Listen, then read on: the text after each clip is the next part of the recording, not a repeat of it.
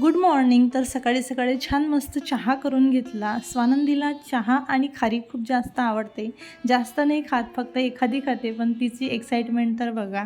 नंतर स्वानंदीच्या खूप जास्त तयाऱ्या चालू होत्या. तर का चालू होत्या, तर आज होता दसरा, त्याच्यासाठीच ती नेलपेंट वगैरे लावून घेत होती. आणि संध्याकाळी मी सुद्धा खूप छान तयार झाले होते.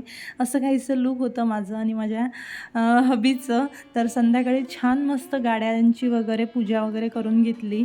आणि पूर्ण दिवसाचा व्लॉग मी तुमच्याशी शेअर नाही करू शकले, कारण माहिती आहे का, माझी तब्येत दसऱ्याच्या दिवशी खूप जास्त खराब झाली होती. त्या कारणानं तर सगळ्यात आधी देवाला सोनं देऊन घेतलं आणि त्याच्यानंतर माझ्या पतिदेवांना सोनं देऊन घेतलं मी. आणि थोडीशी छोटीशी कॉमेडी चालू होती आमच्या दोघांची सोनं देता देता, तर ती शूट करून घेतली. स्वानंदी आईकडे होती, तर आम्ही दोघंच जण होतो इकडे, आणि नंतर मग आईकडे गेलो आम्ही सोनं वगैरे द्यायला. तर स्वानंदी बघा, आम्ही गेल्यानंतर किती छान खुश झाली होती. आणि नंतर आम्ही गेलो देवी बघायला. दोघंच जण गेलो होतो, कारण स्वानंदी झोपली होती. तर इतकं सुंदर वातावरण होतं ना पूर्ण मार्केटमधलं, खूप जास्त सुंदर होतं. एकदम लाईटिंग होती सगळीकडे, आणि इतक्या सुंदर सुंदर देवी बसल्या होत्या ना, खूपच छान. आणि एकदम मंगलमय प्रसन्न वातावरण होतं. सगळ्या देव्यांना मस्त सोनं देऊन घेतलं.